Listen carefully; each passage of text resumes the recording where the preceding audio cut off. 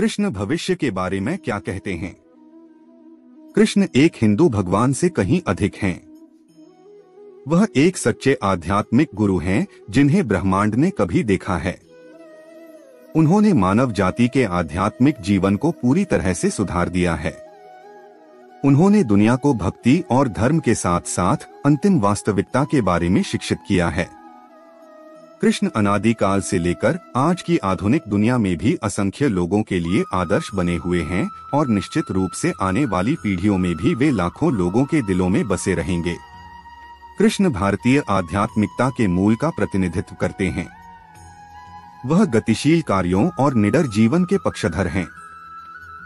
उनका पूरा जीवन संकटों के कालक्रम जैसा दिखता है, जिनमें से प्रत्येक से वह मुस्कुराते हुए और विजयी होकर निकलते हैं। मेरा दृढ़ विश्वास है कि जब हमारे जीवन के सबसे कठिन समय से गुजरने की बात आती है तो कृष्ण सबसे बुद्धिमान, सबसे व्यावहारिक और गहन समाधान प्रदाता हैं। भारतीय पौराणिक कथाओं और संस्कृति में कृष्ण सबसे अधिक पूजनीय व्यक्ति हैं। उनका चरित्र जीवन के उत्कृष्ट विरोधाभास को दर्शाता है, एक आकर्षक बांसुरी वादक से लेकर परम शिक्षक, गुरु बनने तक, जिन्होंने भगवद गीता में जीवन के महान पाठ पढ़ाए थे।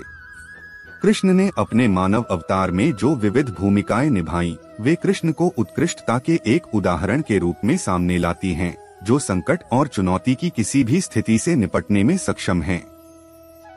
जीवन जीने के तरीके के बारे में उनकी शिक्षा गीता में शानदार ढंग से व्यक्त की गई है। गीता में उन्होंने अर्जुन को सिखाया है कि कैसे अपनी संपूर्ण ऊर्जा को एक मन शरीरात्मा के सामंजस्य में प्रवाहित किया जाए, और जब यह सामंजस्य प्राप्त हो जाता है तो व्यक्ति असीमित और अजेय हो जाता है। उच्चतर मन शरीरात्मा सामंजस्य की ओर बढ़ना कृष्ण का अंतिम संदेश है। कृष्ण अर्जुन से कहते हैं कि परिस्थिति के अनुसार अनुकूलन करो और कार्य करो। इस बात पर मत अटके रहिए कि आपकी मानसिक स्थिति क्या है या क्या नहीं, कल क्या विचार थे। वह सब पीछे छोड़ दें और पानी की तरह बहें, और इस समय आपको जो भी करने की जरूरत है उसमें खुद को ढाल लें। तभी आप कुशलतापूर्वक कार्य कर पाएंगे।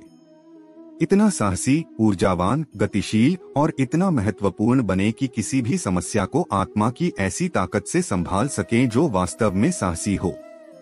कृष्ण हमें वर्तमान क्षण में जीना सिखाते हैं। वह भविष्य के प्रति सचेत थे, लेकिन उन्होंने चिंता किए बिना वर्तमान क्षण में जीना चुना। हालांकि वह जानते थे कि आने वाले भविष्य में क्या होगा, फिर भी वह वर्तमान क्षण में रहा। माइंडफुलनेस का अर्थ वर्तमान में रहना और वर्तमान क्षण के बारे में जागरूक रहना है। माइंडफुलनेस जीवन बदल रही है और जीवन की गुणवत्ता में अंतर लाती है। वर्तमान में जीना और वर्तमान क्षण पर अधिक ध्यान देना आपके मानसिक स्वास्थ्य में सुधार कर सकता है। क्रोध आपकी निर्णय क्षमता, स्मृति और बुद्धि को प्रभावित करता है। बुद्धि के बिना निर्णय लेने की क्षमता प्रभावित होती है। अतः क्रोध ही व्यक्ति के जीवन में सभी प्रकार की असफलताओं का मूल कारण है। यह नरक के 3 मुख्य द्वारों में से एक है, अन्य 2 हैं लालच और वासना।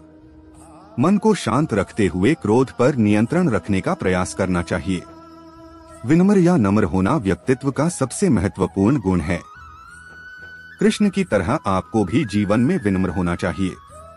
यह आपको ईमानदार लोगों के साथ वास्तविक संबंध बनाने में मदद करता है। लोगों को अपने जीवन में खुश होने के अधिक कारण देने के लिए पर्याप्त विनम्र बने।